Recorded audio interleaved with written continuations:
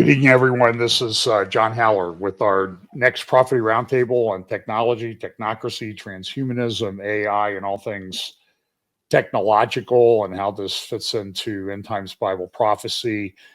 I appreciate you joining us tonight. Again, I'm John Haller from Fellowship Bible Chapel in the Columbus, Ohio area. I have with me Patrick Wood from Arizona, Britt Gillette from Virginia, and Scott Townsend from California. And we'll be joined shortly by Pete Garcia at some point. So if you see another guy pop in, that's just Pete coming in.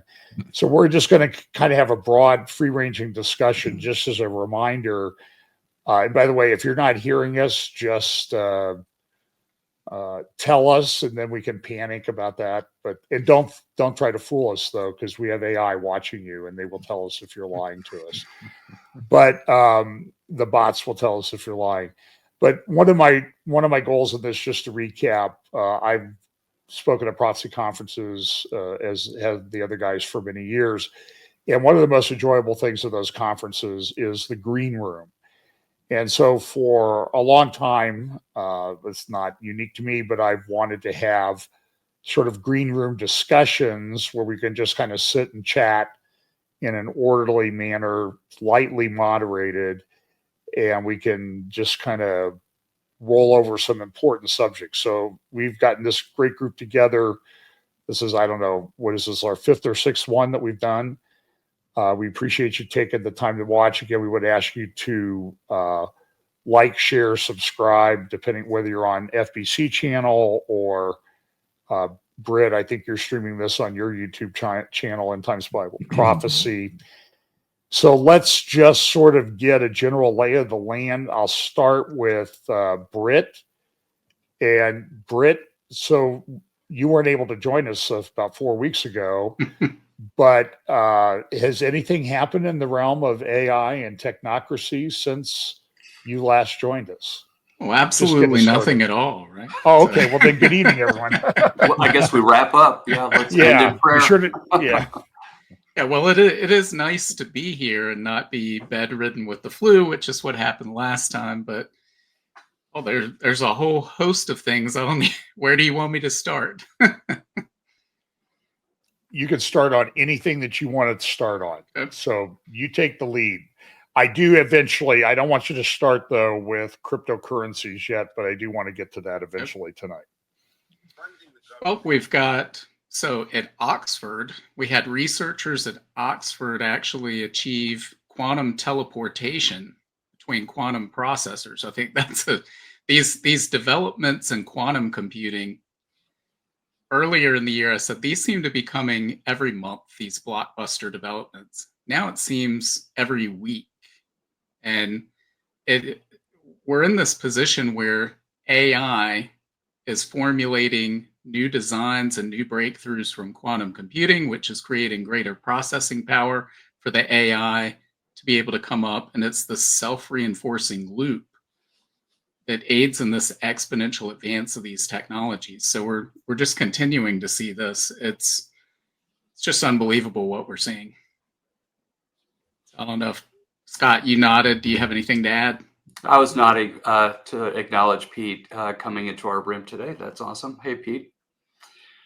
So, the quantum advancements, particularly what's top of mind for me is the advancement that Microsoft did. And I recall that for many, many years, Microsoft had the highest R&D expenditures corporately than any other corporation in the world for many, many years. And all of a sudden, pop comes this amazing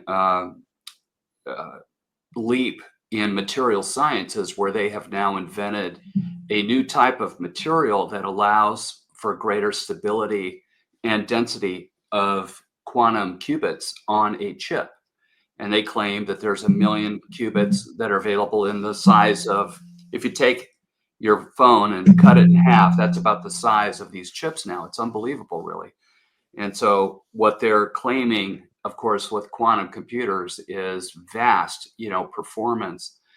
And one of the things when you mentioned, Britt, about quantum teleportation, this is where the mind of these scientists really wanders into what I feel is very speculative areas.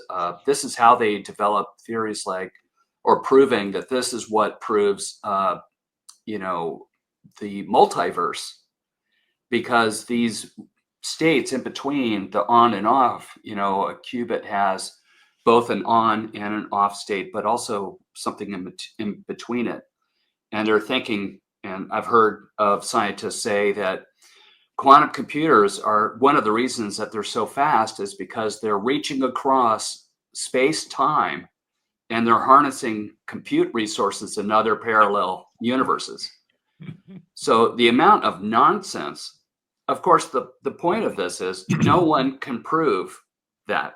And so it is more, it demonstrates more faith on behalf of these scientists to basically go down these paths, claiming that they understand what's happening, then actually requires of being a Christian. So it's just, it's mind-numbing how they try to fool themselves and deceive themselves about this. They will never bend the knee to claim Christ as the creator. They just don't do it. So they will at the great white throne judgment, but they will not on this side of it. We should be praying for these scientists because it's a very dark place that they find themselves. Yeah. So hang on a second here. I'm trying to, there we go. Now I go. Okay. So let's go to Pete. Pete, just sort of in general to get us started, what do you see happening in this space right now that you think is significant, prophetically significant?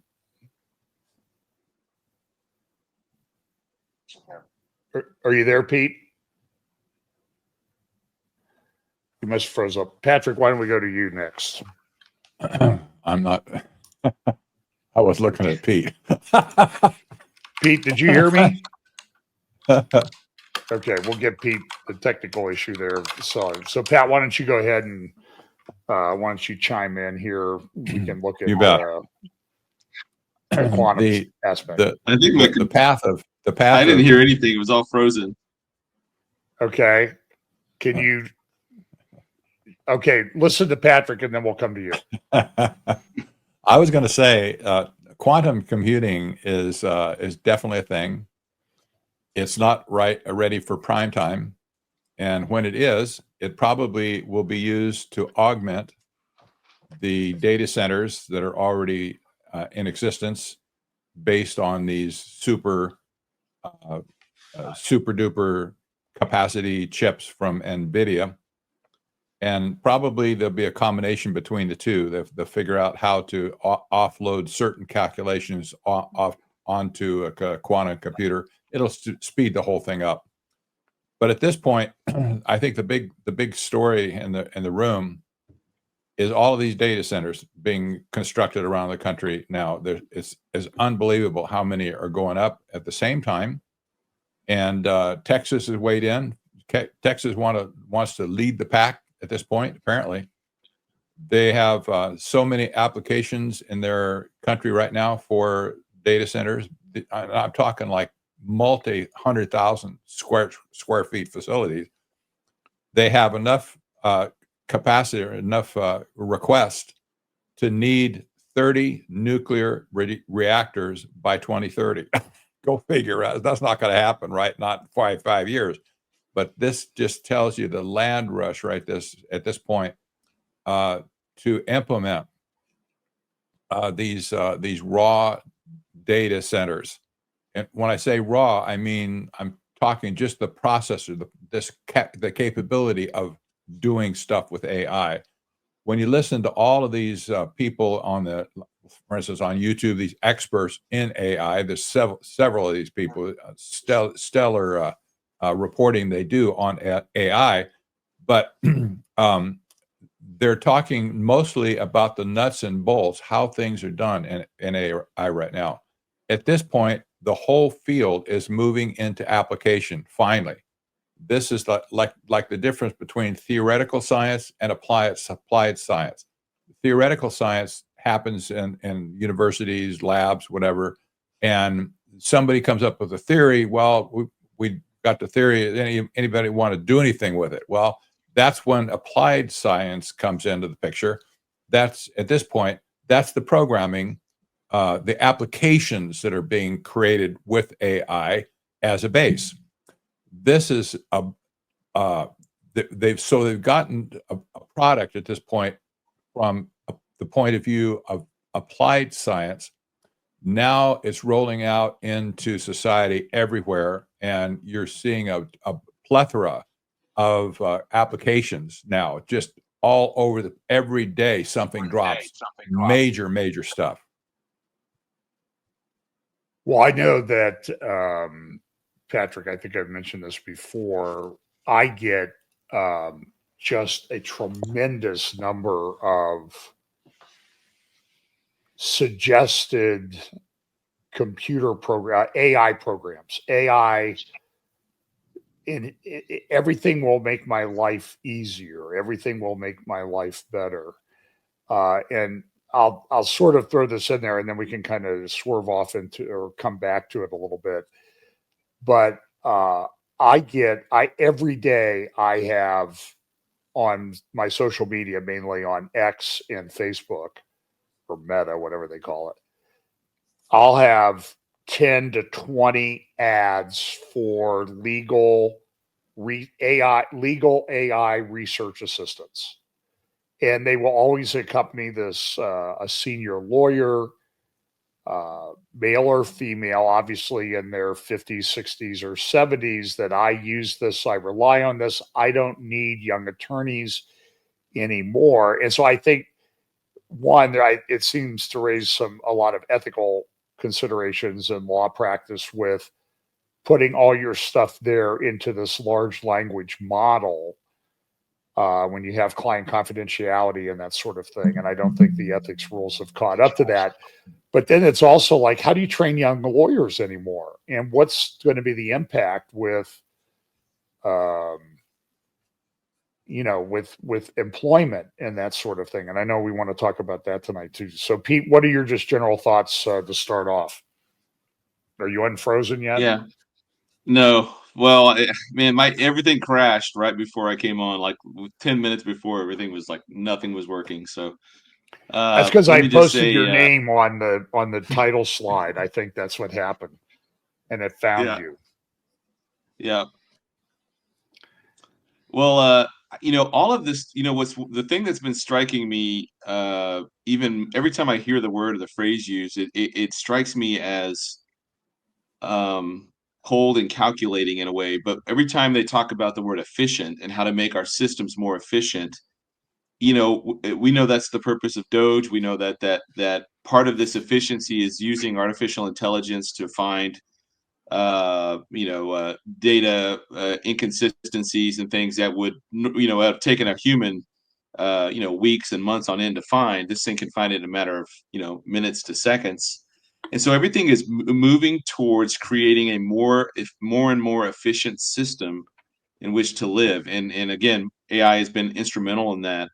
But when we go to the world of Revelation 13, one of the things I think that gets overlooked is this actual the one man being able to control all buying and selling. And we talk about that control, but we don't really talk necessarily about the logistics of what that would entail.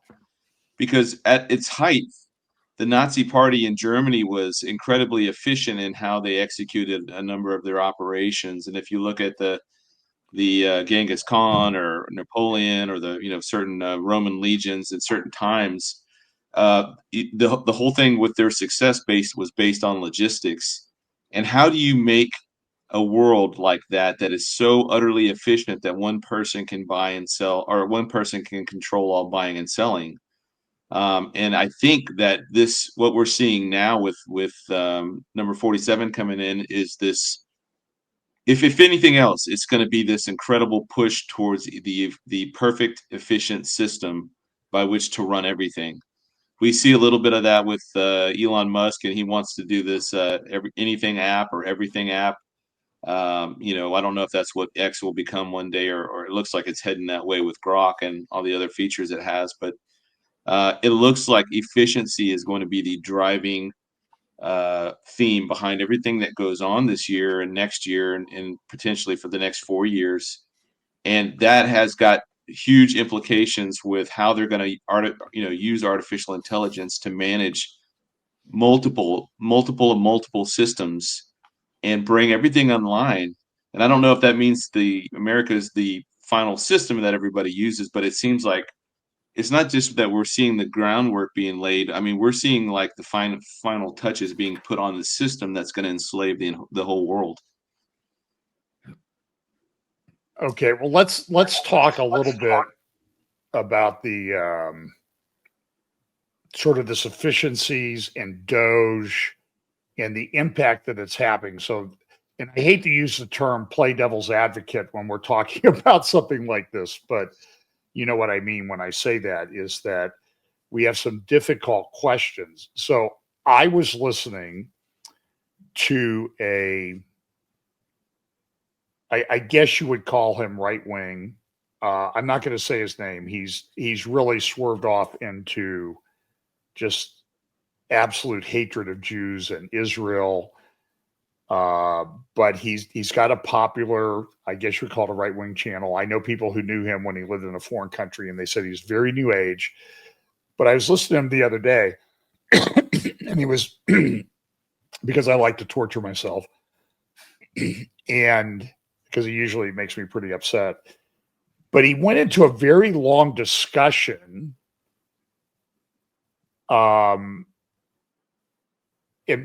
And Patrick, I think he was with Maria Z. That's who I think that might have been who was interviewing him. And I think you know her, or you've met her, or we've run into her on different occasions.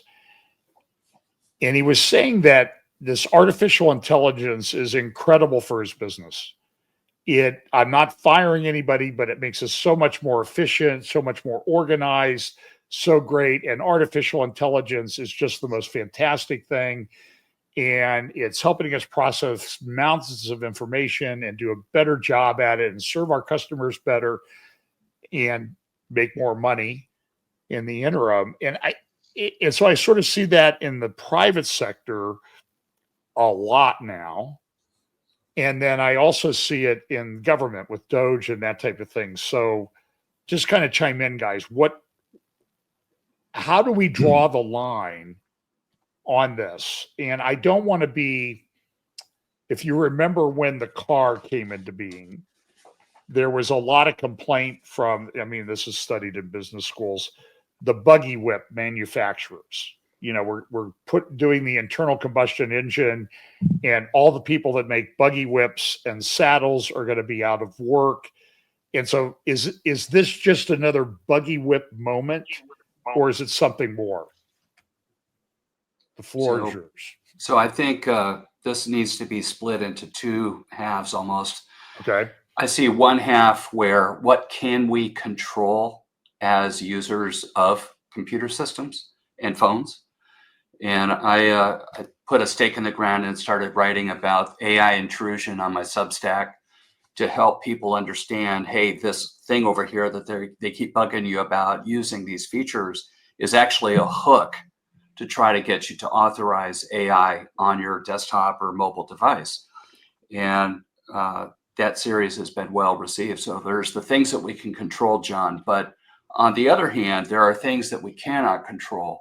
And that would include self-service portals. We don't really, just wait until the voice assistant part of it gets a little more mature. It'll be much harder to distinguish when you get a phone call if you're actually talking to a person or not, unless there's explicit disclosure. Hey, I'm an AI, and I'm here to help you. Do you have a minute? Whatever that looks like. And the integration process of AI is actually not that difficult. I myself use AI coding assistants, and I'm integrating it to AI systems through software to do analysis of various types. I do it every day. So it's not like rocket scientists anymore.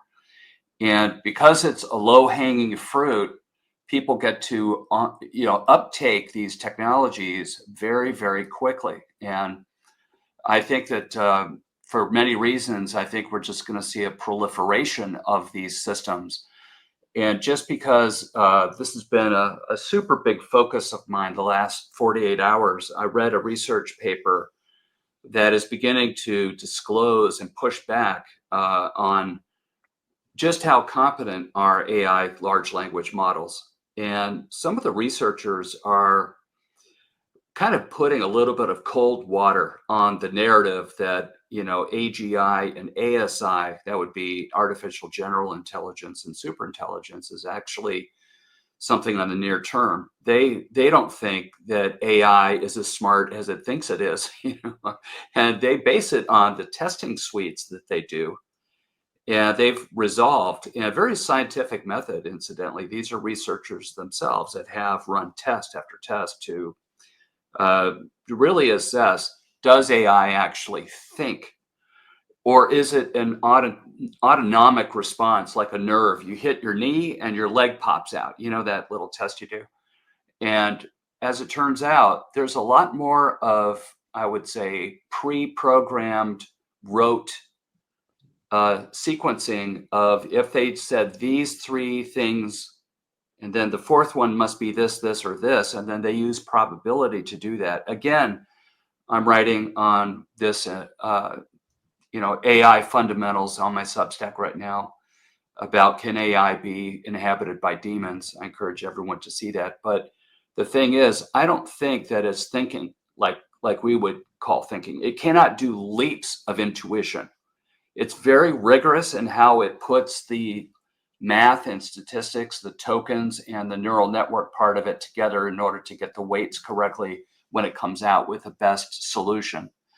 And that's all it is. It's a mathematical brute force operation. And so I believe these researchers are correct. And when they published what I consider to be a very rigorous analysis of how do these LLMs think, is it really thinking? And they've shot holes through a lot of the narrative that we hear from folks like Sam Altman at OpenAI and others, that keep perpetuating this myth of AI intelligence is overwhelming and it's almost here. And well, I don't know if that's true. So it's very, very interesting what's coming in this. And by the way, this is just a general statement. It just underscores how much we have to be making these investments in AI safety and post-training safety in order to validate that the AI is properly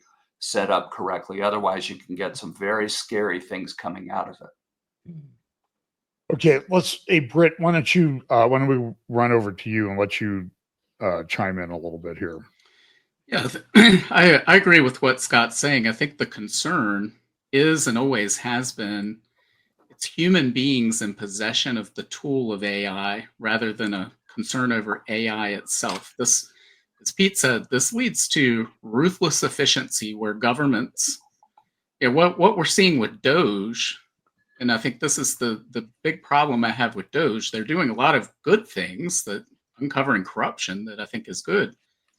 But the object is to make government more efficient rather than limit the size and scope of government.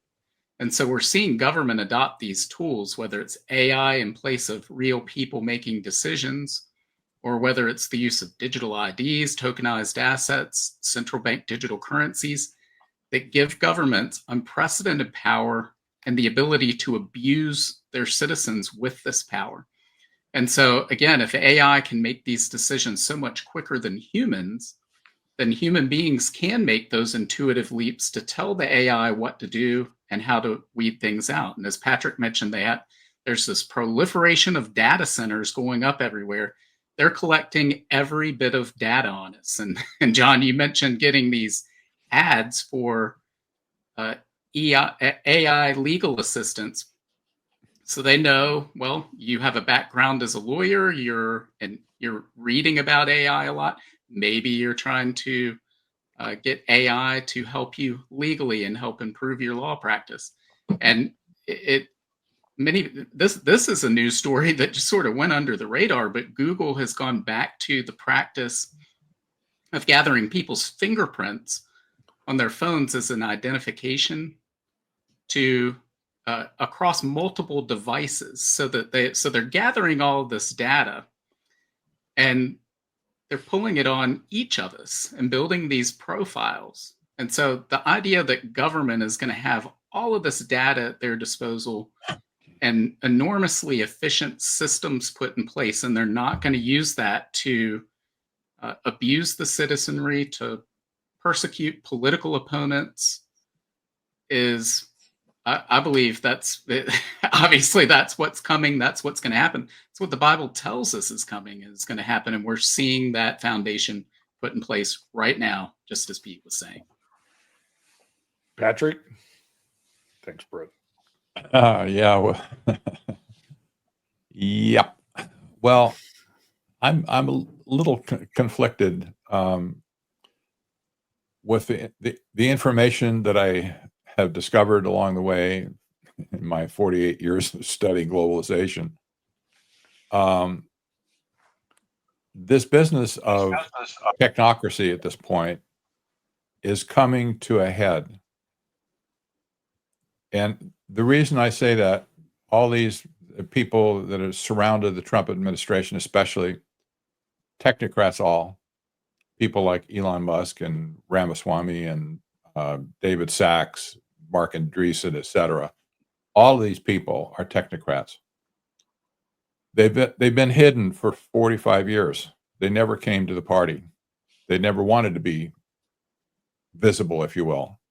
All of a sudden, they're in plain sight everywhere you look, stealing headline after headline after headline of what they're going to do to America.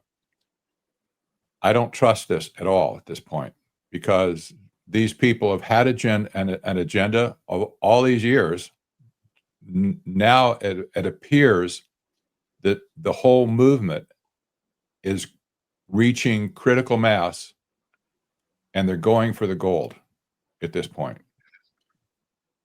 They have enough horsepower now with AI, especially. This was not possible in the first Trump administration, for sure. But now that AI has advanced to the point it has, you have people like Elon Musk now, for instance. He said he wants to reform government, and he wants to use AI. This is coming out very clearly.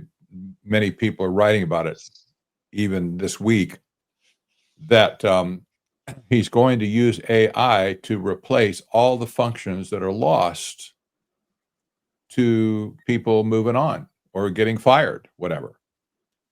That means we possibly could have algorithms running the system of government in America. OpenAI just released a product 2 weeks ago called OpenAI Gov, G-O-V, original name, right?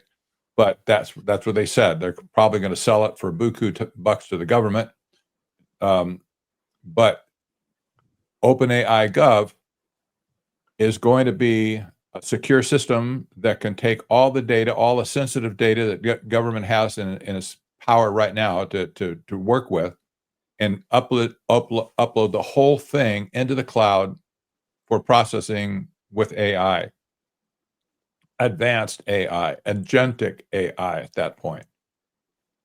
This has never been done in the history of our country, of course, but at this point, all of the data, sensitive data, is going to be exposed to AI. And data is the new oil, basically. It's all about data.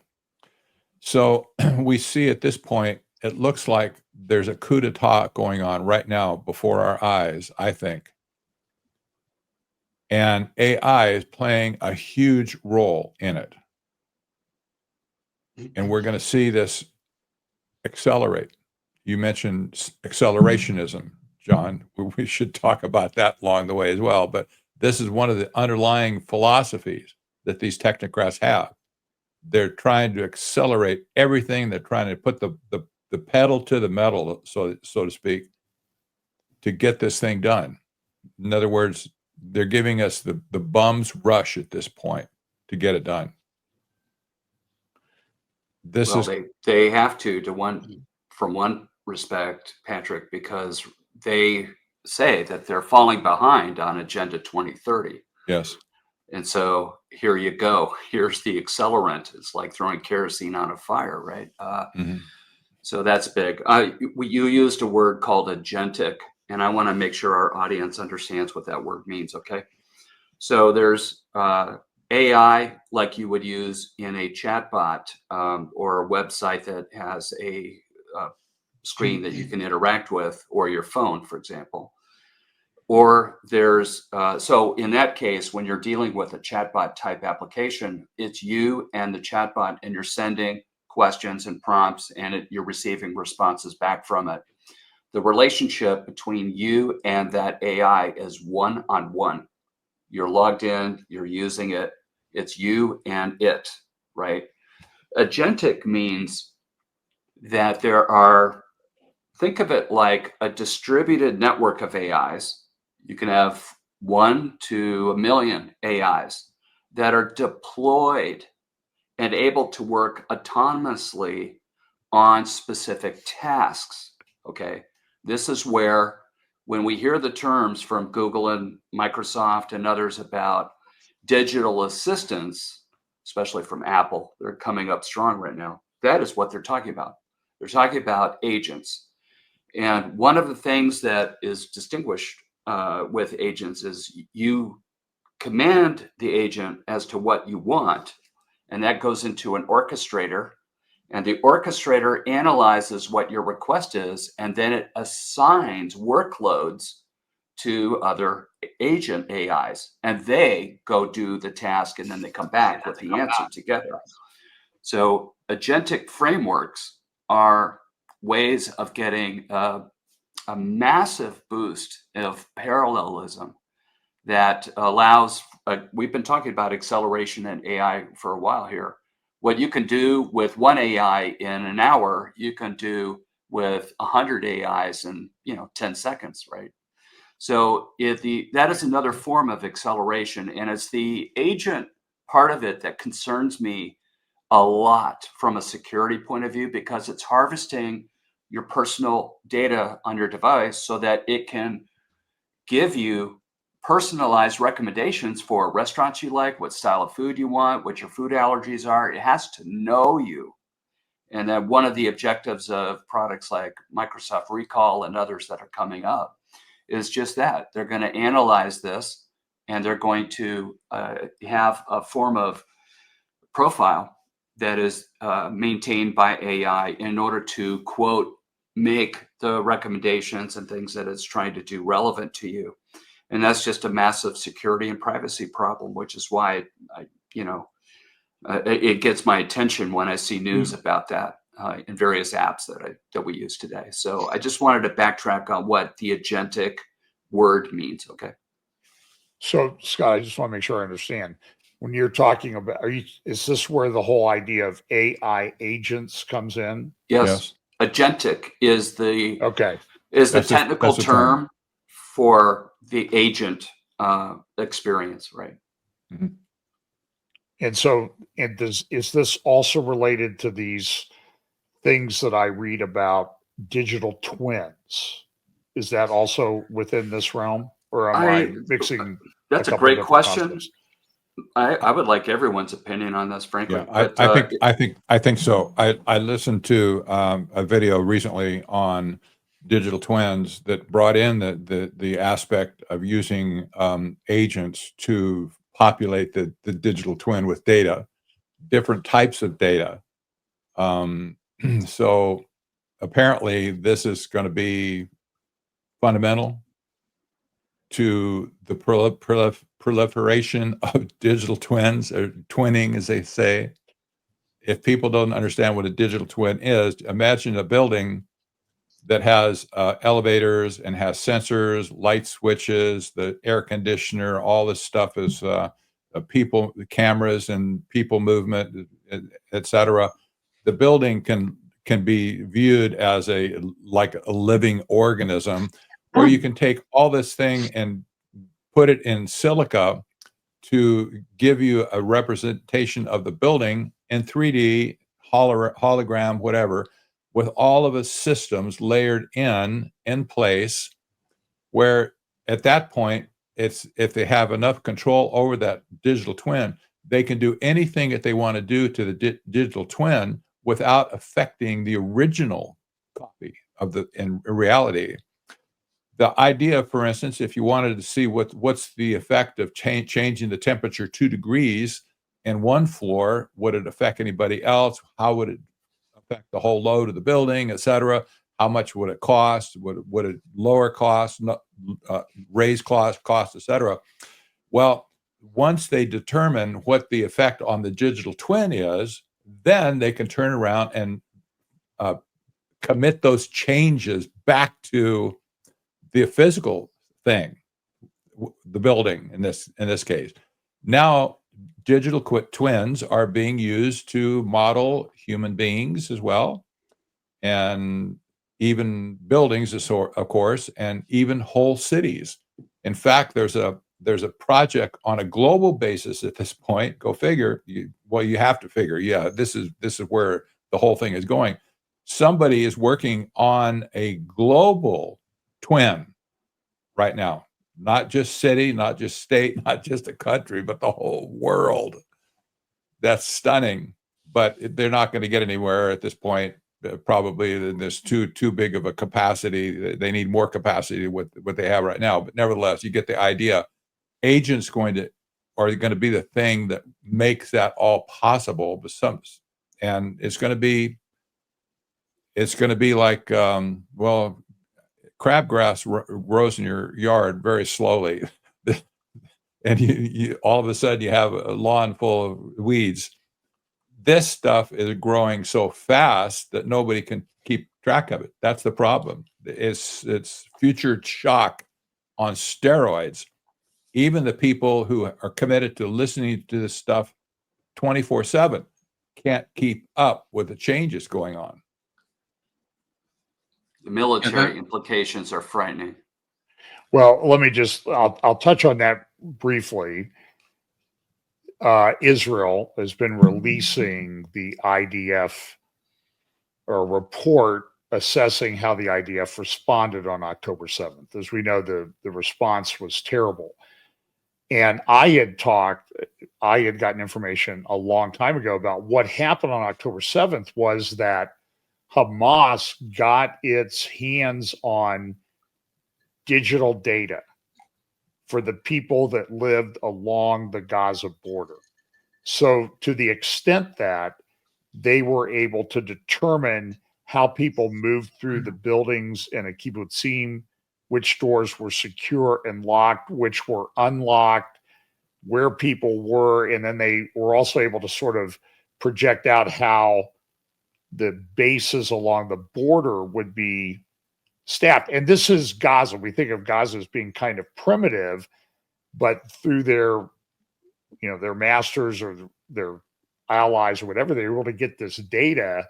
And today it was coming out that they even took information from the social media posts of the female soldiers who were the watchers along the border in the guard towers and analyzed that and then used that to foment a battle plan, which was pretty effective.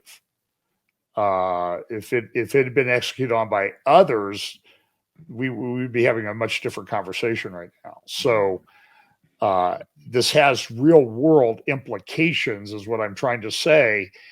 So maybe we should talk a little bit about safety.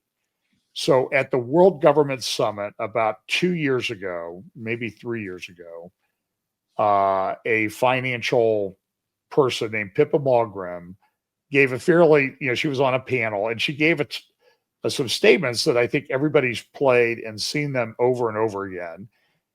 And essentially what she said was everything's going to be in the blockchain, but what we need is a digital bill of rights. So digital bill of rights, Patrick talked about safety, Britt and others have talked about safety. And so we've been sitting here now for a good 18 months in an intense development of AI. Everybody wetting their pants, so to speak, over, well, we need to address safety or the world's going to come to an end. And I'm not seeing it No. having been done. And so where's the digital bill of rights? Where are the safety teams? Rather, in the alternative, or what really happened was like OpenAI fired their safety team, as I recall. They resigned. Yeah. Or they Yeah. resigned. Okay. Yeah. So discuss among yourselves, what do we do? How do we deal with this? Well, There's no safety. If we think about safety and security and the necessity, what drives those, we can just look back on our brief history and look at things going on right now to get a picture of what it's going to look like in the future. Doge is exposing all of these organizations like USAID and all the grifting and everything going on, but these agencies have been around for decades. I kind of think that this was a necessary crisis that needed to be exposed in order for this ruthless efficiency to be introduced at the right time in the right place. And obviously this is all in hindsight. We look back and think, well, surely the people that first started grifting through these different agencies and found themselves, their congressmen or senators or whoever, making a salary of under 200,000 now are worth 30-40 million dollars. Well, how did that happen? In just a short time on a government service or civil government members salary. How did they make so much money? Well, maybe that they knew it with the grifting was so bad and so extreme that they figured the gig was going to be up anyways. But then Trump came in 2016 and surprisingly shocked the system, and they were trying to keep their power. People are more sensitive about what they're most sensitive about. They're more serious about what they're most sensitive about. They will fight and protect those things to keep those things secret. So these systems have been allowed to languish in fraud, waste, and abuse. And boom, Trump wins this term, brings in this new let's clean the government up kind of thing. And now he has the tools to do it through artificial intelligence. And the people that know how to do that, know how to work those systems. That was the crisis. The crisis existed in order to allow for this new level of draconian, what comes out of this. Same thing that happened after 9/11. The Patriot Act was written back in the early 90s by Biden and Daschle, Senators Biden and Daschle. It was a Homeland Omnibus terror bill. And it was so draconian that they couldn't get it passed even after the Oklahoma City bombing and all that took place. They still couldn't get it passed. So it went back on the shelf. And after 9/11, John Ashcroft dusted off, changed some dates and some names, and boom, we have the Patriot Act was passed into law in 30 days. I think what's possibly that could come out of what we're seeing right now, because it's since AI, it's kind of like the Wild West right now. Everybody's racing to get to AGI first. What if the next crisis isn't a cyber attack or a pandemic or anything like that? But what if it's the where AI gets into this breakout mode where it's uncontrollable growth? I think it's called recursive self-improvement or something like that. And it's where AI can go from where it is right now into AGI or even at some point ASI. And that's a fear that I know that a lot of people that study this are concerned about, that we may reach that breakout point. And what if that is the crisis? What if quantum, some new breakthrough in quantum comes through, and it can hack any password, any code thing or whatever, and basically every government secret's going to be laid to bear. You talk about what kind of crisis that would trigger. There's any number of scenarios that could happen that create the necessary crisis for a new digital Bill of Rights that will have to be enforced in law. And maybe the guy that stops this AI breakout, and this is just a hypothetical scenario, but what if the guy himself is imbued or infused with technology, so he is truly like the world's first transhumanist, and because he has this technology inside him, he's able to stop this breakout point amongst all these different competing AI systems that are going on around the world. So that could also solidify some type of global digital bill of rights. And we talk about ethics. Ethics is going to be critical in this, because how are you going to make a AI that's not presenting any particular one worldview? It's not pretending, it's not projecting the American worldview, and it's not projecting the Chinese or the Russian or whoever. What worldview is it going to present? And so then you go through all of the downward streams on that, and ultimately I think it's going to come back to this efficiency, this idea of efficiency. And that, to me, is when you look at a guy that can control all buying and selling in the world, he has some amazing system put in place that he's able to do that. And it's going to scream efficiency. Well, I know, and I, as a lawyer, I watch what these guys are saying about their systems and their projections. And as someone who did some securities fraud litigation in my career, you have to, when you're a public company, you got to be very careful what you say, because there are lawyers out there, and now AI enhanced lawyers apparently are going to think about suing you. Maybe this is a good place to pivot, and I want Britt to start our discussion off on this, because in the initial executive orders that came out from President Trump, he said no CBDCs issued by the U.S. central bank.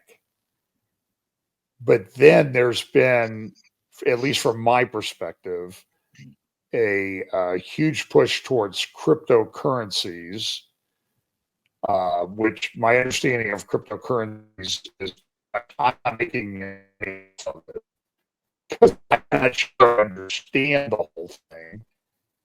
But so sort of give us a kind of a baseline to discuss CBDCs, cryptocurrency, blockchain, and where that's going. And keep in mind, did somebody say that the EU, maybe it was in the chat, the EU is going to issue a central bank digital currency by October of this year.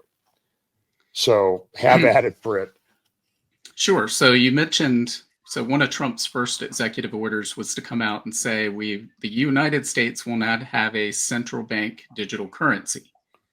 But all that is a form of cryptocurrency controlled by the central bank.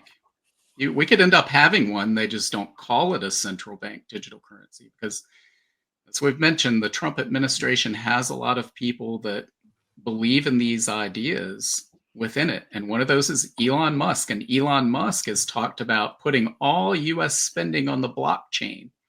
And the reason for this is he's claimed, well, this will put everything out in the open so that everybody will be able to see where every penny of government spending goes to. But then the question becomes, in order to put that government spending on the blockchain, the government can't be spending as it currently does. It would have to use some sort of cryptocurrency in order to do that. And if the government's doing that, well, they're spending it to somebody who must receive that. And so it sets the stage for the central bank digital currency, even if you don't call it that, even if it's some other type of cryptocurrency. Now, cryptocurrencies, there are different types. So there are centrally controlled cryptocurrencies that you could have, and then there's decentralized cryptocurrencies, which is what Bitcoin is. So Bitcoin is distributed across a network, and that means that it's locked in place so that more can't just be issued on a whim by some central authority that controls it, which is what we would see with central bank digital currency. And those rules, when you have a centralized cryptocurrency like that, the rules governing it can be changed by whoever's in control. And so we are seeing that. The European Central Bank, the president of the European Central Bank, Christine Lagarde, came out. She had a press conference just 6 days ago. And she said, we've been working on this central bank digital currency for several years, going back to my predecessor, and we're going to roll it out in October of this year. And of course, she said, well, there's a lot of campaigning we have to do. in order to, we can't just do this. It has to be legislated. We need the European Commission to sign off, the European Council, European Parliament. What she doesn't mention is that she and her colleagues at the European Central Bank sit on board the European Council, and all of the people on those different organizations believe exactly as she does, that this is needed. And she came out and said, well, if you're a skeptic, it's never been more important than now to do that. And they never explain why, other than they want it and they want to have this control. And if they succeed in rolling this out, and I have no doubt that they will, there's no one standing in the way. She mentioned the stakeholders that were involved in this, and she mentioned those players, the European Commission, the European Council, European Parliament. She did not notably mention Europe's citizens, right? Anybody that lives in Europe. Well, you're not a stakeholder in this. You're going to get it. And they're going to roll it out. And they claim, well, this doesn't replace cash. It complements cash. You'll still have cash. And this is a common tactic where they do these things and they slow roll this out. But they've already implemented different measures to eliminate cash. So in some countries within the EU, you cannot transact in more than 1,000 euros.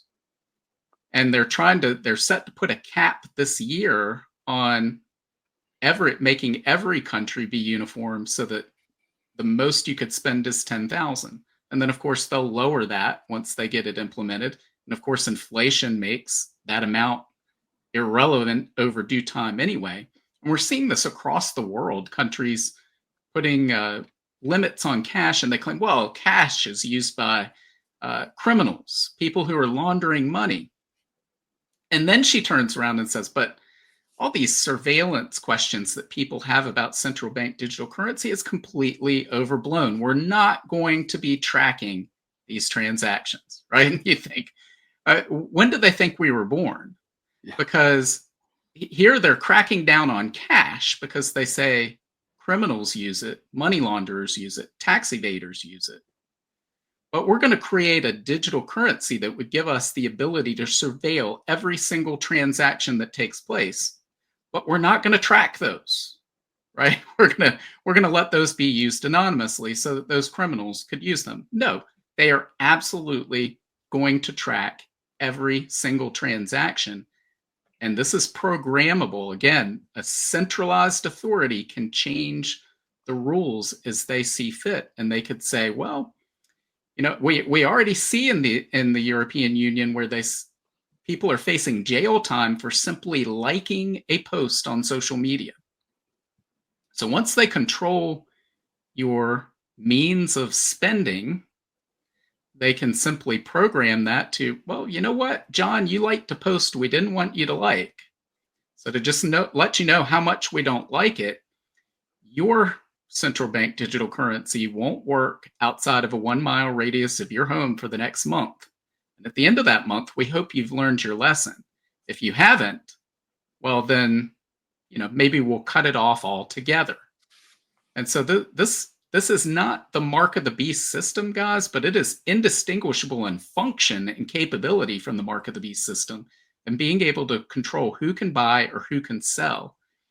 And if this actually comes into being in October in the European Union, all freedom and liberty in that area is lost. There's no going back. Because when you couple this with all the other things that are going on, and I want to go back to what Patrick said about digital twins. The key is they're doing this on human beings. They're doing this on us. A couple of months ago, the New York Times put out a story about the CIA had developed chatbots. And aren't they so clever? They have chatbots that are digital twins of all the world leaders, so they can try to anticipate how a world leader would react in a given situation, because they're doing the same thing to all of us. That's how it can anticipate what ads we should see when we look on the computer or when we turn on the TV. It can recommend the program that we most want to watch. It's tracking all of this data from us, from our fingerprints to our neighbor's doorbell cameras to wherever we've walked. Just as you were saying, John, all these people that were walking around near the Gaza border, they tracked all of that. They retained all of that information. They build a profile and they anticipate, well, who's likely to be our political opponents? And then they can just simply cut off their ability to buy or sell. This is going to lead to absolute tyranny wherever it is implemented. And unfortunately, from what we read in the Bible, this is going to be implemented on a global scale during the tribulation. Britt, I have a question for you. I remember probably a year and a half ago or so, the Bank of International Settlement CEO basically said, we are the central bank digital currency, as though, which remind our audience that it's the BIS that settles all of the reserve currencies in the world.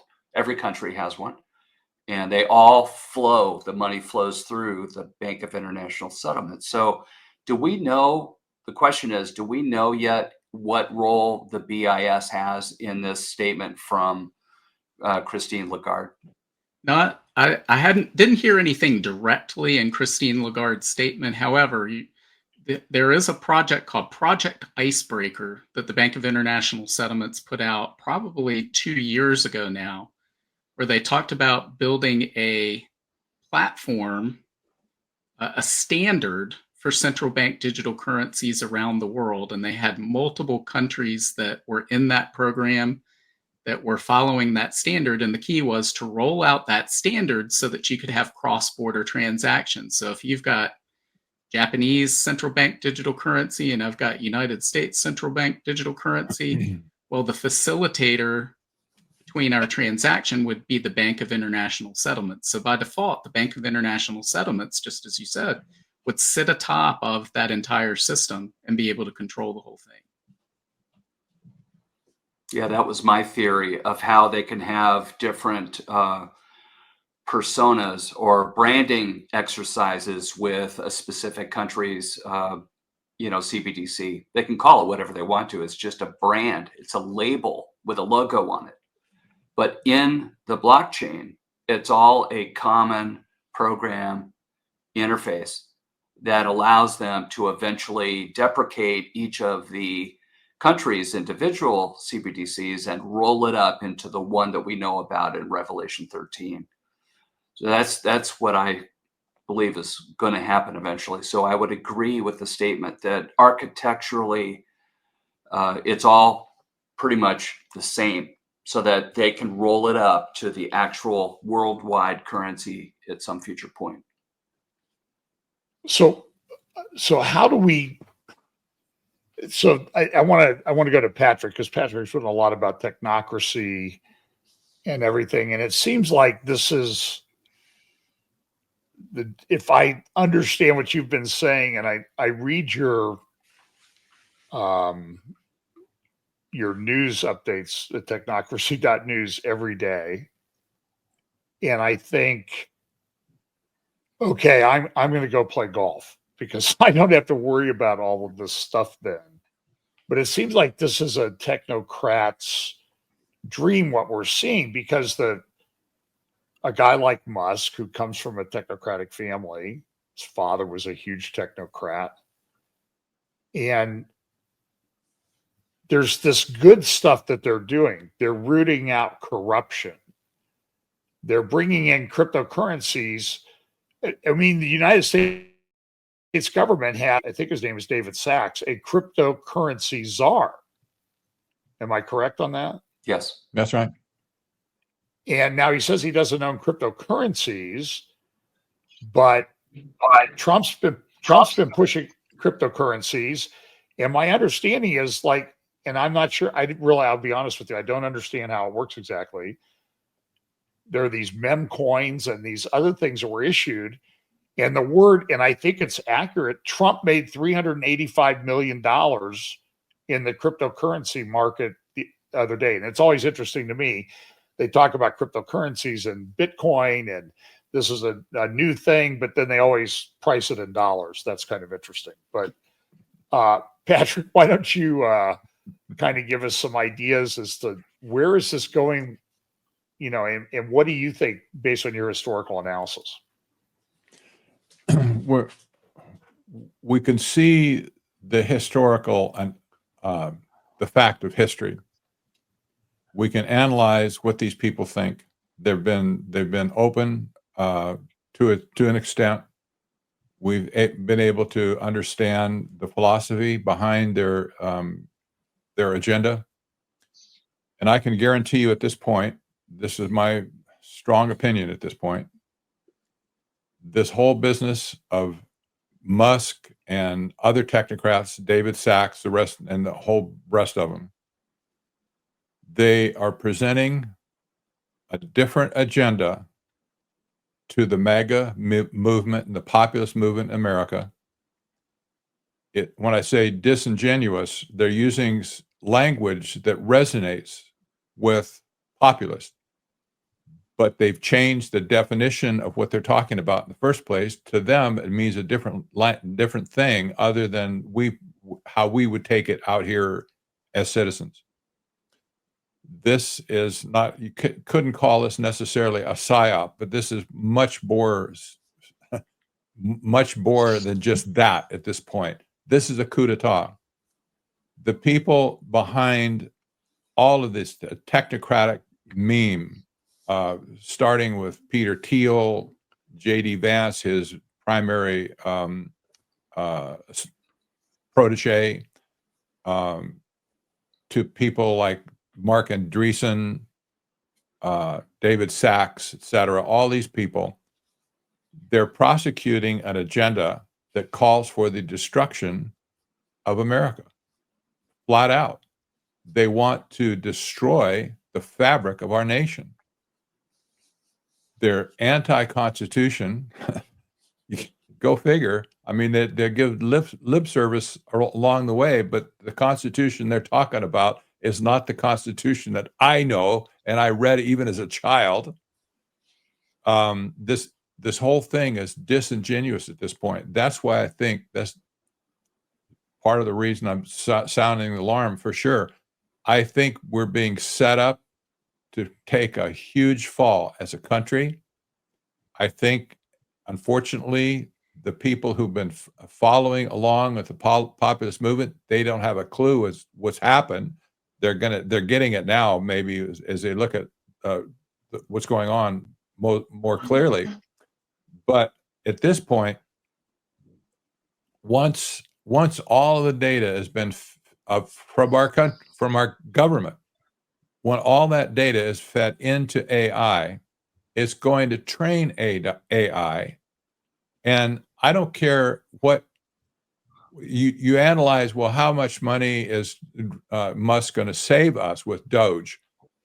Taxpayers. Well, maybe how about $1 trillion? Let's say $2 trillion.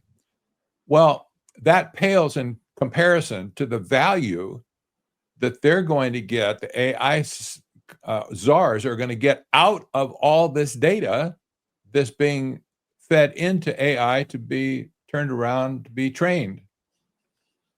This is beyond just conflict of interest at this point. These people are going for the gold right now. They have the upper hand. Like I said, they never appeared in public as a group for 45 years. But all of a sudden, boom, here they are. Even people like Washington Post, Jeff Bezos just changed the editorial policy at the Washington Post, for Pete's sake, and he's going to brown nose Trump now. What? That's just inconceivable. His editorial staff is leaving. He's got rid of didn't mean to get rid of paying subscribers, but his paid subscriber base is just getting decimated right now because he's doing it. But you see this whole technocrat meme, all these people have all of a sudden switched sides of the political aisle, indicating to me they don't care about politics at all. They're going to go wherever they can get traction. At this point, they can get traction. I think they're concluding they can get traction under Trump. And I don't care whether Trump is complicit or not. It just really doesn't matter at this point. These people have their claws in our government right now. That's the fact. They're going to use AI to restructure our government. They're going to use AI as a paradigm to play out what Mark Andreessen recently said, that AI is going to crash wages. This is the guy that's at the table with the president picking all these people in the first place. Really? He said nobody paid attention that he said this on X. Yes, AI, he says, is going to crash wages. How does that fit into the make America great paradigm? That doesn't make any sense. However, you see this playing out with the government now, as all of these jobs are going to be accessed, some probably rightly so, others maybe not. But the point is, they're all going to be replaced with AI. And that's, at this point, in their mind, that's a fait accompli. That when you said crashing the United States, I'll just remind everyone that one of I think it was number 8 on the 10 objectives of the Agenda 2030 was that the United States would no longer be a superpower. Mm-hmm. And so you have to ask yourself, okay, what are the levers that they're going to tip over in order to achieve that goal? And, certainly what you're talking about, Patrick, in my mind, I was thinking financial collapse or something else, because we cover that a lot in this group. But I wonder if it just isn't, like you said, an AI technocracy taking over, and the collapse is the prelude to the new digital currency that is going to be required in order to transact. And guys, I'm reminded we should probably have a commercial break at some point, because this is very tough news and tough thinking. And we know what the Bible says about the trajectory of these technologies, and we also know what that implies. You just have to close your eyes and pray and think to yourself, Lord, you are close. You are right at the door. And we need to understand when we see these things so clearly, and we can I think it's really important for us to work on, I always say, work on sanctification, work on preparing to be the bride of Christ, work on pouring yourself out for the benefit of others and for the work that has to be done and to be about the Father's business. This is what we're talking about. This is why we continue to talk and encourage people not to break fellowship with the church, not to isolate yourself. You're going to need help and support from others. And it's very, very important that we get over ourselves and our petty little squabbles, and to lay down conduct unbecoming, and to really think about what it looks like to stand in front of the Lord. I mean, that's where we are, in my head at least, trying to make sure that I do everything possible to finish well. And so I think the word of encouragement here is in our commercial break, so to speak. And I'd love to hear from you guys too. But I think if this isn't confirming the convergence and setup of the things that we know are coming in Revelation 13, I literally do not understand what could possibly be more forceful in terms of in-your-face news that we're seeing today than what we're actually seeing and reporting on today. Yes. There was a time in my Patrick. Go ahead. No, go ahead. There was a time in my life when I was fairly young. I ran into difficulty in my life, and I was in a position to where I couldn't go anywhere except look up. Literally laying on the floor, looking up for God. Here I am, take me, the sort of thing. That experience, however, has taught me something along the way.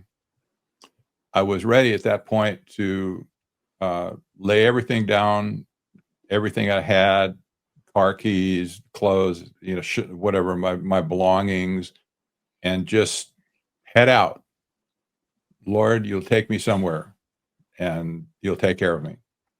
he didn't have to do that. Nevertheless, kind of got out of that trouble. But nevertheless, these days, this is coming back to me, where I want to wake up every day at this point, and we have a comfortable life.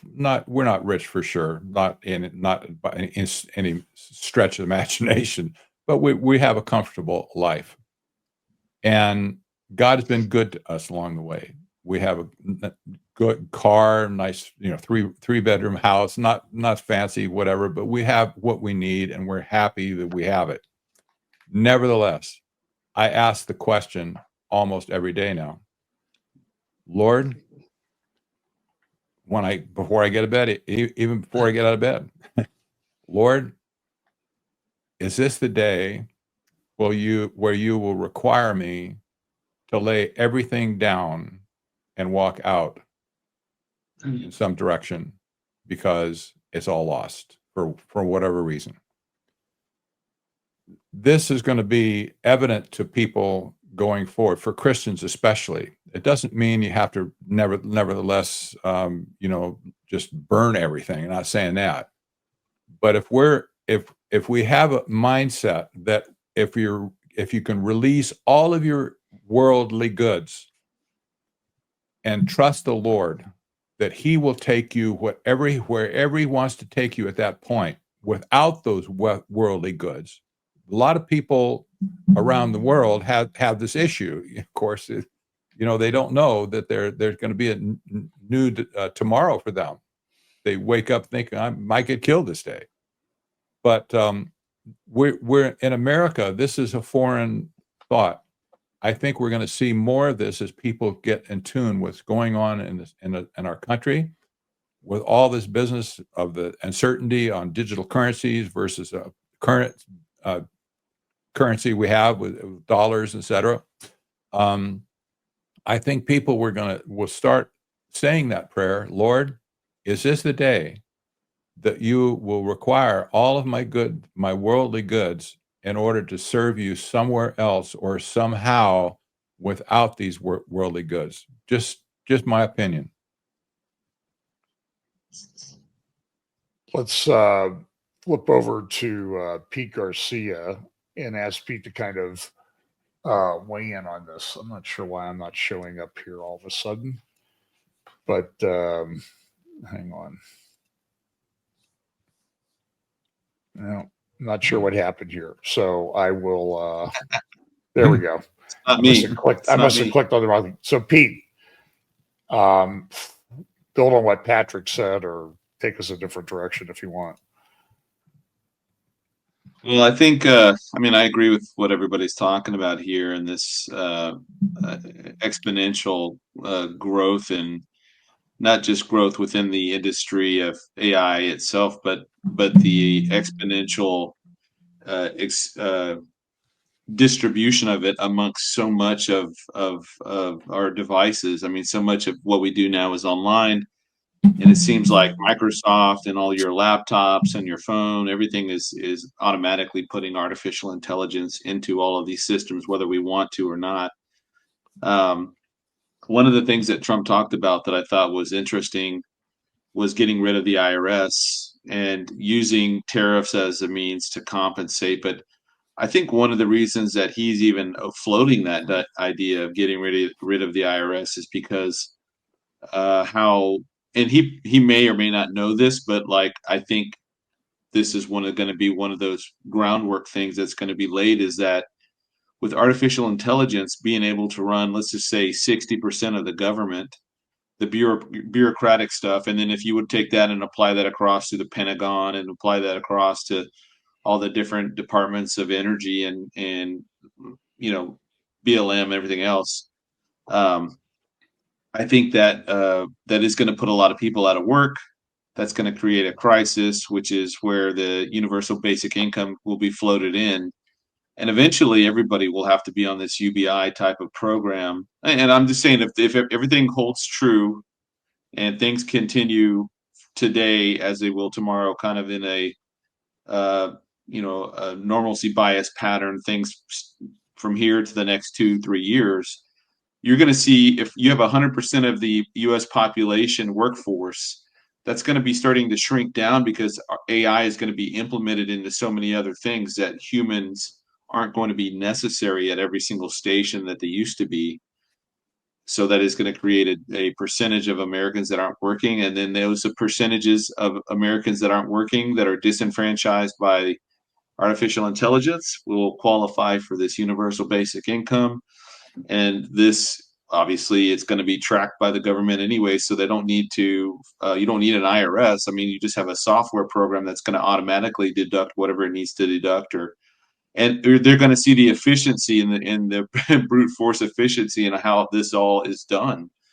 And I don't know that America is the final stage, or if there's the regionalized imperial system that may come about afterwards, but they're going to inherit this system, whoever the government is after the rapture, and they are going to make swift use of this to basically wrap everybody into this system like a giant spider web that you can't escape from.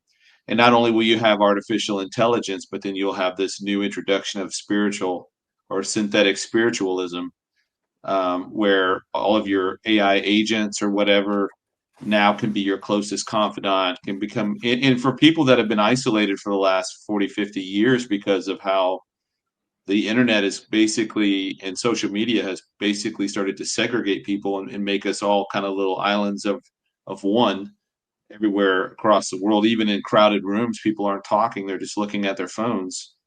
And we begin to isolate ourselves through these systems.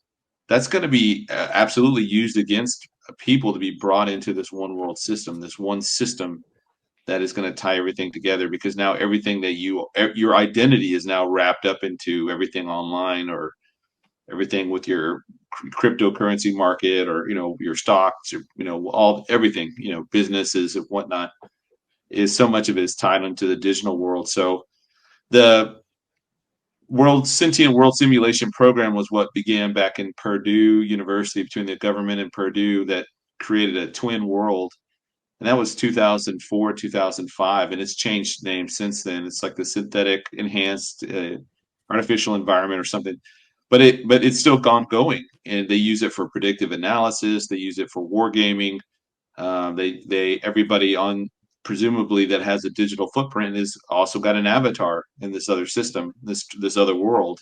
I have an avatar in this other world that's traveling and mimicking all of these things that my social media and my government travel card or my credit card or my airline miles or whatever the case is. It's going to know where I'm going based off of my digital footprint. And I think that they're probably in the final stages right now of running all of these different scenarios. And I think Pat's right that the technocrats who have been hiding in the shadows for the last 40 years now recognize that this is the opportunity. This is the moment. I don't know if they want to call it singularity, but this is getting close to that stage where they can take over everything. And I think they might, if obviously we don't know exactly how this is all going to shake out, but we know God's going to intervene. There's going to be a rapture of the church. There's going to be a massive coalition that marches against Israel, Gog and Magog, and those are wiped out. And that seems to leave a vacuum that some post Magog world, whatever that world looks like at that point, now that's going to be the powerhouse that rises up. And they have this system that we see right now in place, and they're just going to roll right into it. And it's just going to work out for them beautifully for 7 years and then horribly for the rest of eternity.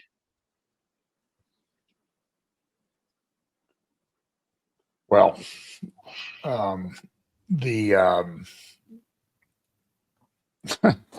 so I want to go into a couple of other areas. A friend sent us a AI church. Maybe we can close up with that tonight, but I'm trying to think of where I wanted to go. We brought up early armed forces. Oh, I know what it was. So the other day we circulated a couple videos. If you all want to go look at them, you can go to the War Room, Steve Bannon's War Room Rumble channel. and there was I can't remember the guy's name, and Joe Allen talking about the singularity. And the one guy, his website, I think, is bombthrower.com. And he said, we've achieved the singularity. It's already here. Joe Allen says, no, it's not. So first of all, somebody explain the singularity to us and whether you think we're there. So jump in, whoever wants to jump in. I'll take a stab at it. So to me, the singularity is, if you think of our technology as growing exponentially, the singularity would be the point on that exponential curve where we go vertical, meaning we can't imagine what's beyond that point because the transformation is just so rapid. And so based on that definition, and that's part of the problem here, is there's a lot, the word singularity is being thrown about a lot, but there's no agreed upon definition among the people who are doing that. And so I would say if somebody has to tell you, oh no, the singularity has occurred, well, it probably hasn't occurred, right? Because this is going to be an event that's so big that everybody will know. It's similar to Jesus saying, don't pay attention to these people saying the Messiah has come. Hey, when I come, it's going to be seen. Everybody's going to know, meaning at the second coming at the end of the tribulation, every eye will see. There will be no doubt that it's him coming back. So the singularity, we're approaching it based on what's going on. And I think what's the issue we have here is with the exponential change that's taking place. They say we're on that exponential curve, but the issue is we've always been on the exponential curve since the moment that Adam and Eve left the Garden of Eden. Because when you look at an exponential curve, it appears flat and linear in the early stages.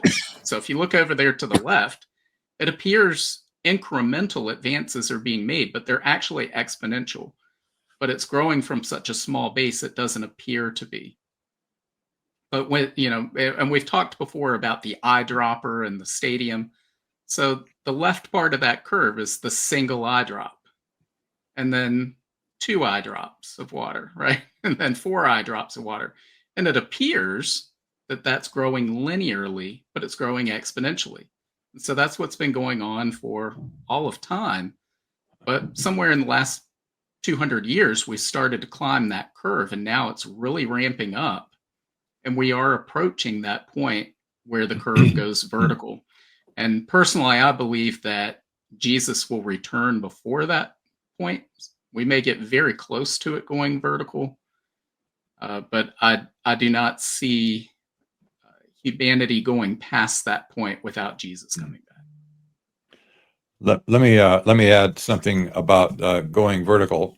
I did some calculations yesterday for another show, I think. Nevertheless, it's estimated at this point that AI is advancing, doubling every 3.5 months at this point.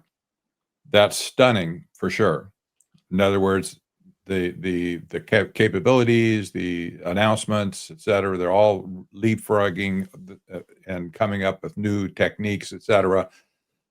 So it's estimated it's doubling every 3.5 months. Now, if President Trump was on January, 29th was inaugurated, and we start doubling at 3.5 times or 3.5 months for a double.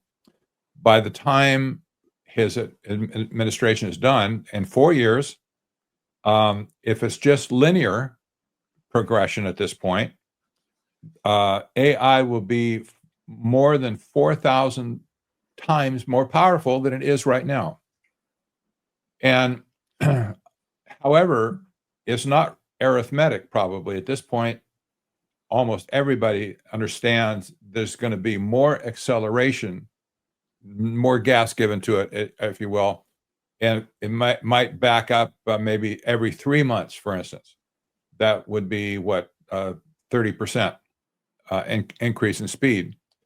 if that takes place, even conservatively, by the time the Trump administration is over, it will have doubled 32,000 times from where it is right now.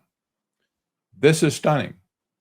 This is almost vertical at this point, because we know the AI is so capable right now with all the data centers that they're building, and there's going to be more. You can see where this is going to go. We might not have life as we had before in 4 years. So, this crazy stuff. That, by the Yeah. way, is a NVIDIA presentation that Jensen Huang, the CEO of and founder of NVIDIA, used a few months back, showing how just their chips are accelerating so quickly. And he was talking about, a 1,000-fold increase, but then a 1,000-fold increase, increasing 1,000 times beyond that, which is 1,000,000 times beyond what it was. And I think there's been some good questions in the chat, like, how long can this go on? That's the we're Tower talking of Babel. Tower of Babel type stuff. Yeah, it is, for sure. And So that's what I think, John. That's where I've reduced it right now. Tremendous change, and I do believe that there's a checkpoint. We already know that the rapture is a predetermined point in time. It was established before creation. The Lord knew exactly when, and I think that there's an element, just personally speaking, as I've thought and prayed about it, I think that there's going to be a major shaking of our status quo. The normalcy bias that Britt mentioned just a few minutes ago is going to vaporize. There is no more, normal. And I think that the shaking in the church specifically is designed to awake the bride. And it'll do two things. It will awake a remnant bride, is probably the best way to characterize that. And it will be a winnowing fork for those that are cultural Christians but aren't really saved, according to John 3. So I think that there's drastic change coming. But like many, I do think that there is a limit to how high this Tower of Babel can go, because what happens in parallel with this advancement in AI is the transhumanist agenda, where this starts encroaching on the inside of our body. You'll remember just 2 or 3 years ago, Yuval Harari, our buddy, right? He was saying, in addition to outlandish things like, you're all useless meat eaters. Do you remember that? He also said, the end of privacy, just get over it. He said, we'll know everything about you, including what's happening inside your body. Well, hello. How does that happen exactly? So there's drastic change. And to me, as we talk about these parabolic curves that are happening right here, I think there is a limit. I think the Lord is absolutely on top of everything. I fully trust the timeline of our departure, the completion of our redemption, the fullness of our redemption will be soon. We don't know when, but it will be coming, because we just see it. We see everything right now. And I think all of our audience should be praying for those that, they suspect will be left behind. Pray for breakthroughs, pray for softening hearts for the things that are going to be observed today and in the near future, for that to be a wake-up call of sorts, so they start asking the right questions. And specifically for the Watchman community, be praying how you can be ready for this. How will you be the person that will raise their hand and say, I have been studying this for years, and I can help you decode what is happening in the world from a Bible prophecy point of view and help you connect the dots. It's a very large responsibility, and we have to be ready for that. Amen. So Hey, let's remember, by the way, Patrick. let me just add one thing. Remember in Genesis 6, 11:6, when it talks about Babel, God says, and the Lord said, indeed, the people are one, and they all have one language. Think computer language right now, like AI.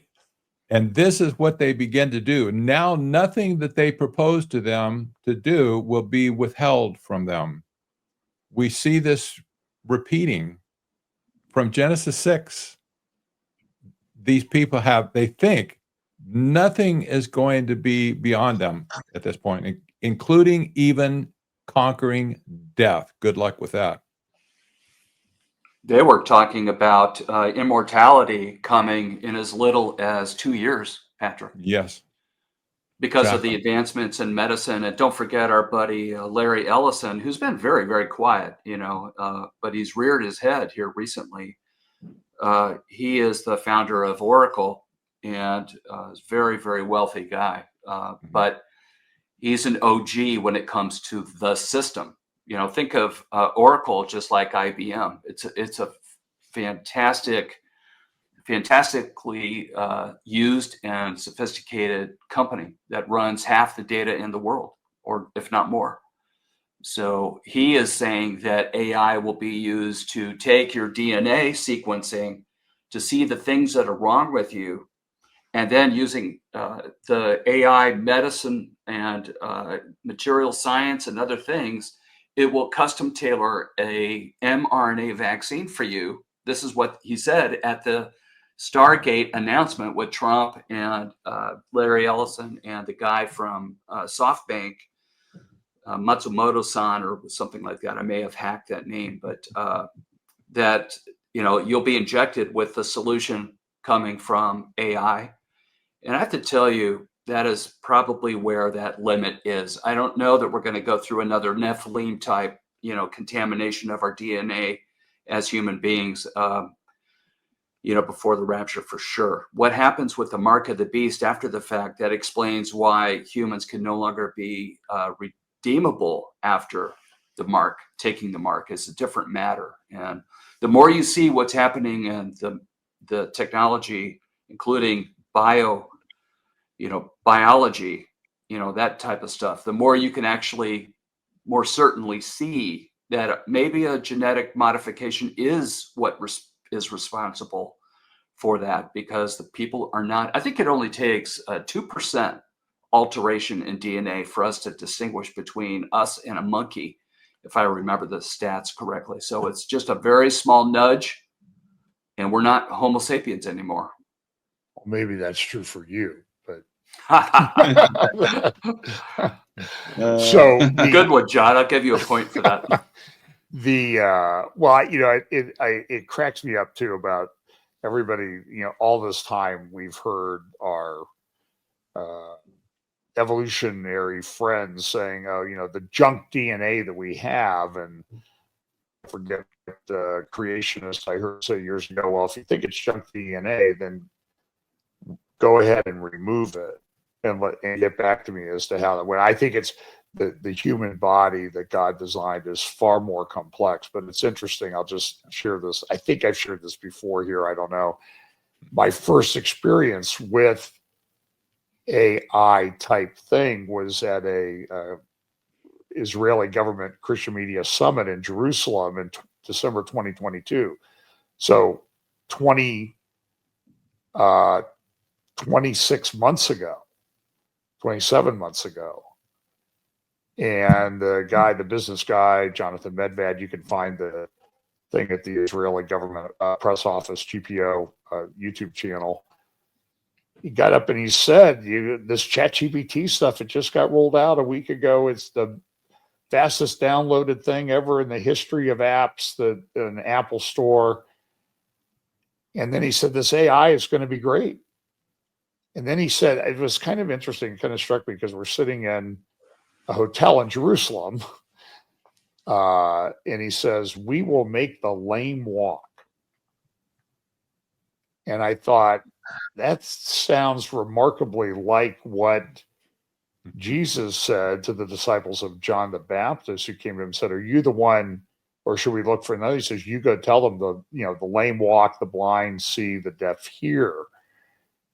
And it just seemed like they were dragging in all of these messianic signs into this artificial intelligence. And by the way, Larry Ellison did do a a talk at the interview at the World Government Summit with Tony Blair, and during that talk, he didn't really mention the mRNA thing, but he did mention that we want all of your data because then we will be able to take care of you. And in other words, it all comes down to data. Mhm. So let's pivot in the time we have remaining. I want to do the AI church thing that our friends sent us. But let's talk about maybe Pete and Britt, you can jump into this. The defense application. And the reason I'm asking this is that last week in India, it seems like there's a huge tech conference every week where they talk about these things. And the theme, one of the major themes of that conference was developing sovereign AI. Each country should develop their sovereign AI, which I think, Patrick, that kind of goes along with the concerns you express about this data of our government being hoovered up. But where do you think this is going, Britt and Pete, and then everybody else who wants to join in terms of a defense, how this is going to be used on the military side? I think it's going to be the standard going forward. I mean, before I left the service in 2020, for the previous 7 years, we've been doing MUM-T, which is manned unmanned teaming between drones and Apaches and other attack platforms that were already pairing and doing all the working out the kinks. And that was, I don't know, 10 years ago, 15 years ago started. And that has only exponentially grown in the types of robotics that we've created, everything from the quadrupedal, the robot kind of dogs. We have centipedes. We have things that fly, things that crawl, things that go underground, subterranean, things that go in the water. Tiny bug, like fly on the wall type drones, nanotechnology, nano dust. I mean, it is just wild west stuff going on with the military applications. But I think the main thrust is going to be with laws, these lethal autonomous weapon systems that may or may not have a human in the decision-making cycle, but I think that they will increasingly have a higher success rate and lower collateral damage rate. And basically, they'll weed the human out of the decision-making cycle. So right now, the big shift has been away from traditional platforms of, like, say, you want a jet like an F-35, and it takes 20 years to develop to get that jet from the idea out to the warfighter. They want to do more of the mosaic type of warfare where you have an existing platform, Apache, a drone, whatever, and you have some decision maker, and then you have the sensor, and the sensor is being now used through the internet, and everything that is connected to the internet can now be a sensor. So you don't have to wait 20 years to develop the next big thing that's probably going to be antiquated by the time it gets to the battlefield. Now you can use whatever existing thing you have, and your only weakness is the amount of internet connectivity that can connect you between the executor, the one that's doing the attack, the sensor that gets triggered, and it's going to be connected to the internet somewhere, and the decision maker. And they're slowly moving the humans out of the decision making process when it comes to warfare, and it's basically going to depersonalize and dehumanize the whole process. Yeah, I think the place to see what's coming next is the battlefield between Russia and Ukraine, because everything's on the line. So when people have things on the line, if you're developing something and there's no pressing reason, well, maybe you leave at 4:00 that day. But when you're under the threat of maybe dying or losing a war, you work as much as you possibly can. And so we're seeing the limits pushed of military technology in the Russia-Ukraine conflict. And what we're seeing going on right now, we've seen over the last several years, it quickly became a drone war. So both sides are using drones. Conventional weapons systems, as Pete just said, are obsolete. They're useless in the face of drones. But what's coming next is coordinated AI-controlled drone swarms.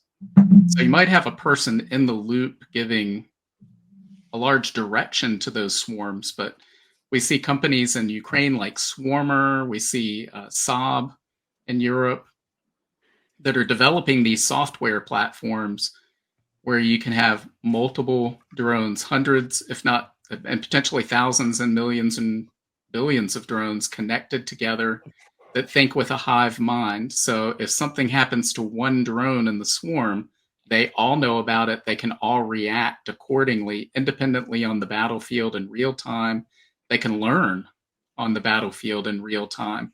And so that makes these conventional weapons even more obsolete, because they're trying to develop things like countermeasures to this using microwaves and lasers.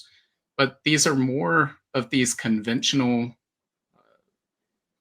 countermeasures that they're simply going to learn from and adapt to and conquer. And so I would anticipate we're going to see drones become smaller, more sophisticated, more powerful, to where essentially you would have swarms of bees, swarms of locusts that are completely under computerized control that can go do as you wish. And the key to all of this is production capacity, because as Pete was saying, the idea of spending 20 years putting together these conventional weapon systems, those days are gone.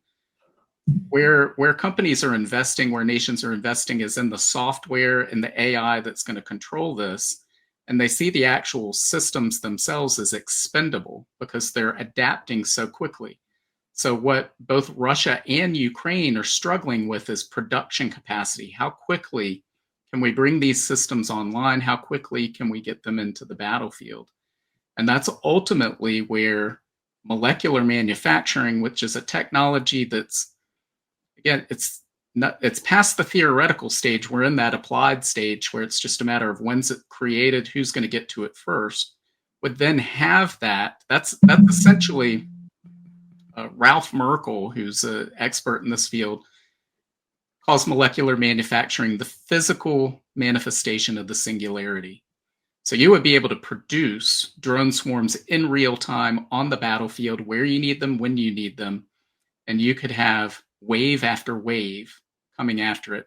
Whoever develops that, whatever nation or group of nations develops that, will be able to completely dominate the world. And I submit we'll have to avoid having a second power develop and create a conflict that could destroy the whole world.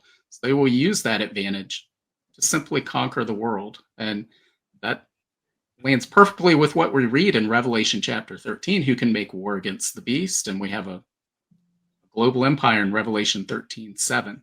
So I think that's where all of this is headed. We're in the early stages of drone warfare and drone swarms, but we're on an exponential curve, and that's going to change very, very quickly. And don't forget, Britt, that you've got the second seal where there's war, that takes out a quarter of humanity, and that is very sobering. I think we've always thought of that as conventional warfare, but maybe the accelerant to that are these augmented drone systems and molecular manufacturing that can produce infinite number of whatever it is weapon that they want to at that point for very low cost. Because once we get to that point, mutual assured destruction goes out the window. So that's why we've heard the conventional wisdom for decades has been there will be no World War III, because major powers nuclear powers going to war against each other is going to lead to annihilation of the globe. But mutual assured destruction is based on technologies that will soon become obsolete. And when they do, what's been holding back that global war goes out the window. And that very well could be what we're reading about in Revelation chapter 6. Interesting. I was just going to point out that you mentioned drone swarms locally here in Columbus. There's a guy, he has the name that kind of comes out of Central Casting, I think. His name is Palmer Luckey. Donald Trump's, this is from the Wall Street Journal a few days ago.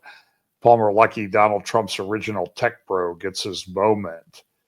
And he is a tech guy, heavily involved with Palantir and Peter Thiel.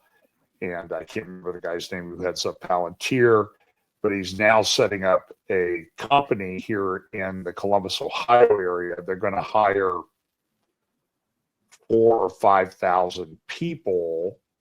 Initially, they're building a huge facility down in the southern part of the Columbus metro area to build drones. And it's a huge investment that's being made. So this is just having a big local impact here. So let me, I feel sometimes like when we get into these things, we get to this point, it's time for another commercial or something. And somebody in the comments said we're going to need praise and worship time to get over this one. Wish I could sing. Yeah. Wait, I don't think you want us singing. That might be you do worse. not want me singing, that's for sure. So let's turn to this article that a friend of mine sent me today, because I think this is a good sort of part where we can wrap this up because of where this is going. Let me share the screen here. About the techno-utopian gospel church of AI. And, this has long been a concern of mine, and the growth of mysticism and other things in the church. We have a local church near us. They were very nice to us when Fellowship Bible Chapel started, but they've kind of gone a different way. And they're building a new facility. And I'm told that under the stage at this new church will be 50 subwoofers. So I'm not sure. I haven't got the stats yet on how powerful their fog machine is, but I think there may be a spiritual fog machine. I'm afraid I just don't like the way this is going. So let's talk a little bit. I shared this article with you guys shortly before we started tonight, and maybe Patrick, Scott, you can start off, and everybody else weigh in on where's this going for the church. What do we do? Patrick, I liked your comments about we need to be willing to lay it all down. And so we sit here and we talk about, this might make things a little more difficult for us. But then you go to the Congo, you go to Syria, and Christians are being slaughtered. I mean, they're laying it all down, their whole life and everything. And so what's the church to do? So you can get this article.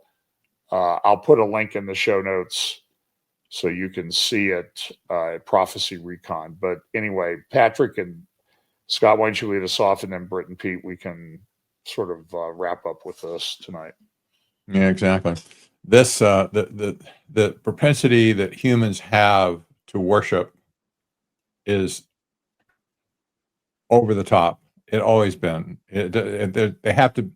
People have to worship something all the time. It appears. If you're not worshiping Christ and God, well, anything goes at that point. It could be a block of wood in your backyard. People, history of carved things out of wood and stone and gold and whatever to set up an idol to worship as God. And, at this point, AI is so perfect for worship. It's intelligent. It can speak. All the other gods of history didn't speak to you. That was the one complaint that God said. Do your idols speak to you? Well, this one will speak to you, right? So you have whole subset of people who see AI at this point as a growing intelligence who will know everything there is to know in the world about the world. In other words, it'll be omniscient. That's a quality of God. This is it's direct competition with God. And it won't have no mercy, no grace for sure, but nevertheless, it will understand the humans to the point where they can be counseled by this entity. And the world is going nuts over this. Maybe mostly Silicon Valley, but other people in the country and around the world, they're getting wind of it too. And there's actually a church of AI now. It's gaining traction. Go figure. You can kind of understand the people that are wandering around looking for wisdom anywhere. Well, AI at this point has more wisdom that they have. Let's go look at that. Let's figure out what is the AI God tell me what I should do with my life. It'll give you answers. You might not like them, but it'll give you answers. So it's definitely one step above your horoscope or the tea leaves or whatever. But nevertheless, this is going to be a big thing. And my guess, I could see this in the end. This will be the system that the false prophet will put up to cause the worship of the Antichrist in the end. And it'll be a total deception for sure. But at this point, even in this embryonic phase of AI, and this is still just the beginning, remember, even by the time Trump is done in office, AI will be at least 16,000 more times capable than it is right now. So you can see how people could mistake this as a representation of God. We have to figure some way individually how we can witness to these group of people that are going to be caught into this cult, if you will, because we've never had this kind of a cult before. And so those of you who have a penchant for trying to explain the cults to people, put your thinking cap on at this point. We have to have an answer. We have to have understand first ourselves. We need to understand where these people are coming from and how can we speak to them about AI, because they're going to be hooked completely on this simulacra of illusion.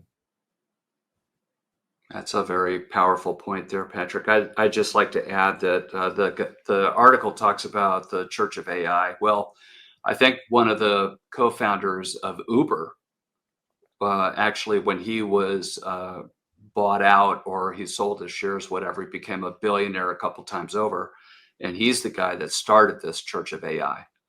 And with the ability for AI to learn more about how to be expressive. Look at OpenAI's ChatGPT 4.5 that just came out last week. It is actually a better model now in terms of sounding more natural in terms of its responses to you now. If you put a voice on top of that text, so text to speech, which is getting scarily good right now, that you could see that the technology now supports a seduction. And that's what I characterize the Church of AI. It is a tool of Satan, let's be clear, to inject enough deception and seduction by being emotive, by understanding you, for being empathetic, for being an encourager. Like AI is the wind beneath my wings. How far do you want to go with this example? Because it will know you. It will know exactly what buttons to push in your little world to make you feel brighter and more competent and more confident in terms of tackling something new. And I could just see the AI saying, I'll help you with this. Come on, let's tackle this together. I mean, it's such a natural conversation. These things are coming and they're probably here. It's just they haven't landed all the way. One of the deterrents to this, other than the Holy Spirit as a restrainer, is character right AI, for example, which has the ability for you to talk to a AI persona. And there was a story not too long ago where a young man who was infatuated with an AI female, persona, actually took the advice of the AI when the AI suggested that it should be he should kill himself, and he did. There's lawsuits flying everywhere for that stuff. So there is some very scary things happening right now. But I see the Church of AI and the emergent AI as being probably the ultimate form of distraction and misdirection away from the gospel and towards universalism and love is love and all the other things that they talk about. Because if you're a Bible believing Christian, especially if you are sensitive to eschatology and you're awake right now as a true strong remnant functioning correctly right now in this season, then you're the enemy of this system, because you're shining. Just the very salt and light presence of the Holy Spirit is sufficient to cast this other thing as an impersonator. It's a false thing. And I think the Holy Spirit works in that dimension, if you can call it a dimension. So I think on our side, what I would recommend that we do is pray. And I love what you said, Patrick, about we should have a solution about a 4 spiritual laws that has the 4 steps for how to do apologetics when AI is this influential and this seductive. It's almost like the seduction of porn up on a completely different parabolic level. It'll appeal to people in a very, very dangerous way. And so you're right. We all need to be thinking about how to pray ahead of that stuff. Okay, let's what I want to do, let's go Pete and then Britt, because Britt, I know you wrote about this years ago too, and maybe we'll use your remarks as kind of the wrap up. So Pete, any thoughts on where we are and what we need to do? You're on mute, I think.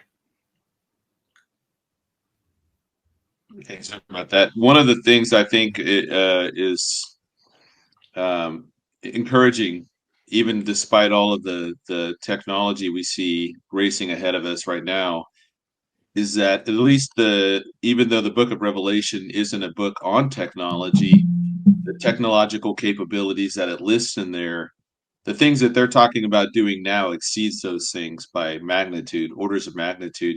Going to Mars and setting up colonies, et cetera, et cetera.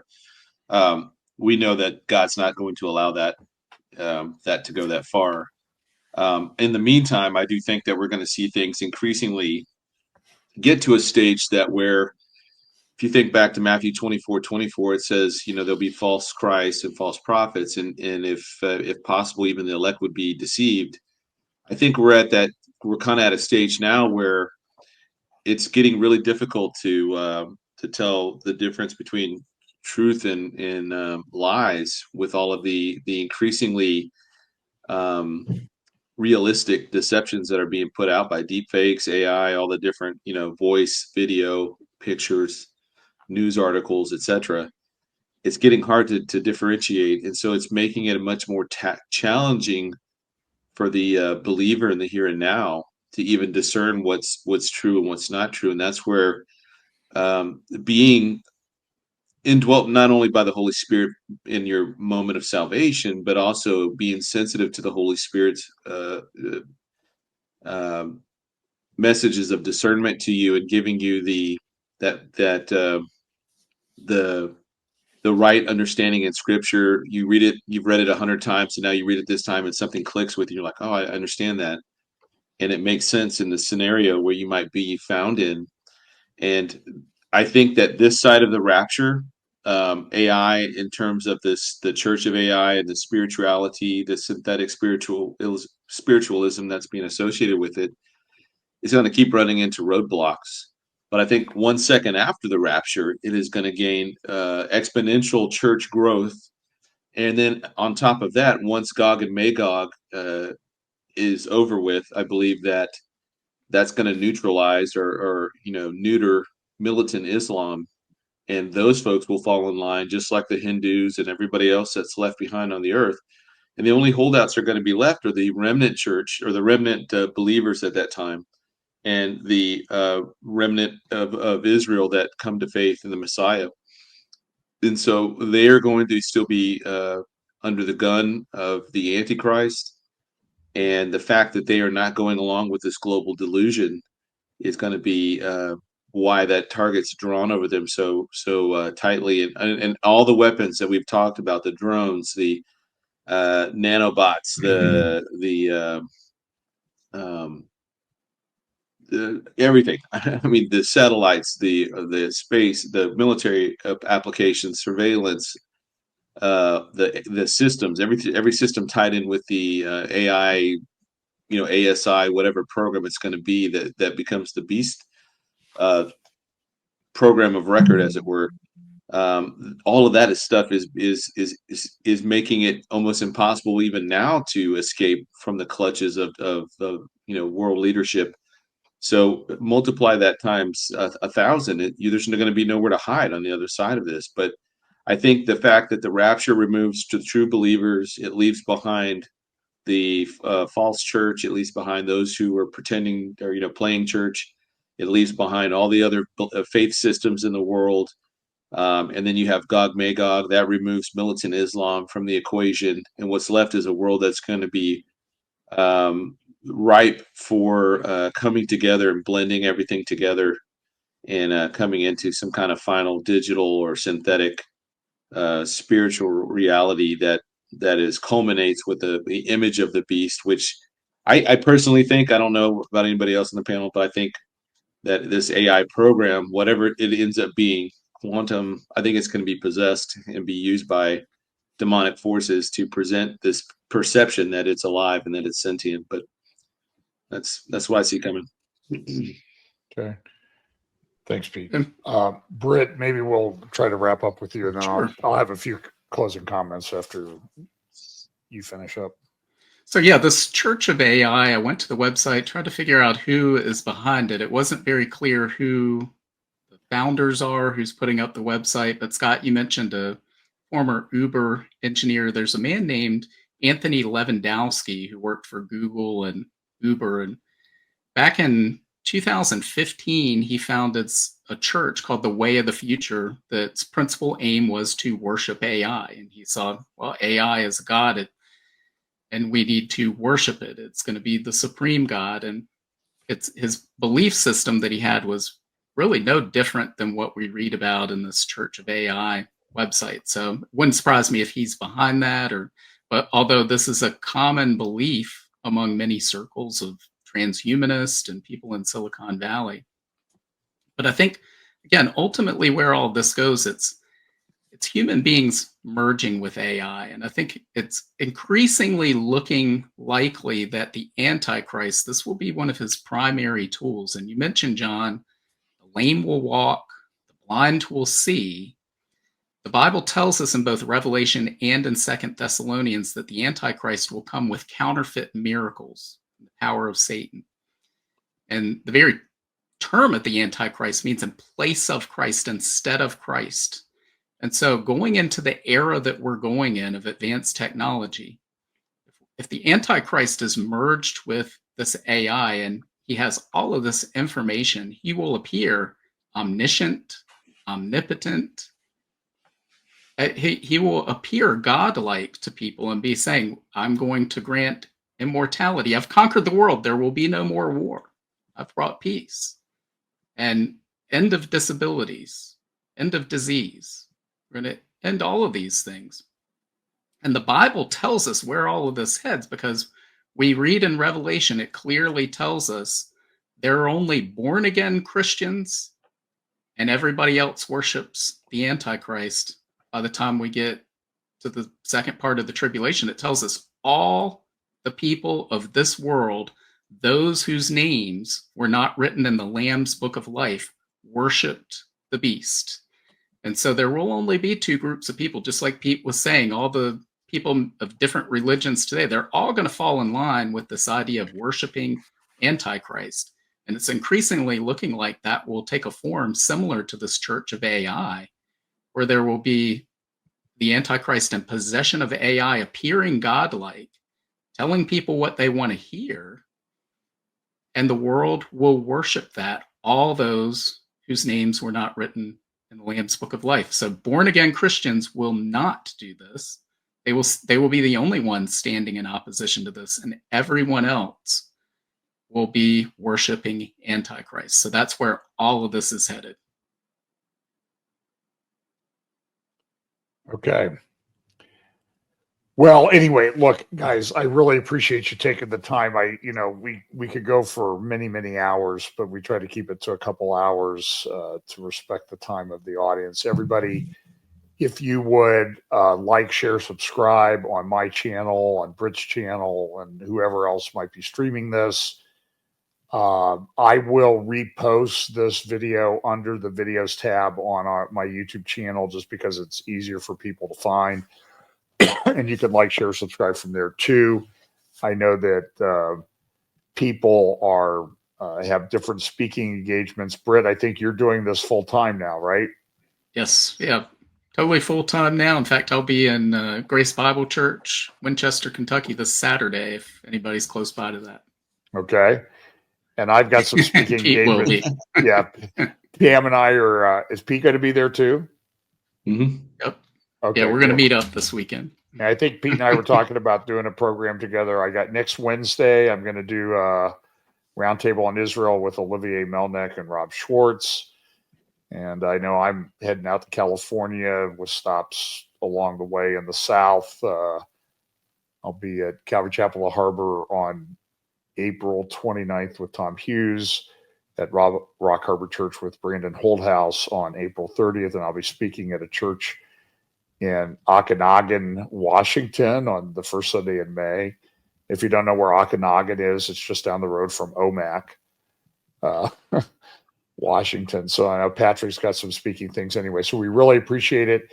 And just one other quick reminder, since I set it up, I can promote my own thing. I'm going to do a tour to Israel October 6th through 16th with a 5-day, we'll call it a Heartland intensive extension. If you're interested in that, there's a link to that on Fellowship Bible Chapel YouTube. And also, if you look in the show notes, the last couple Sundays, we put that up. There's a link to where you can get information on that. We are having people sign up already. So anyway, again, we really appreciate you people taking the time. We know that it's a privilege for us to talk to you, and we will sign off now. And I think that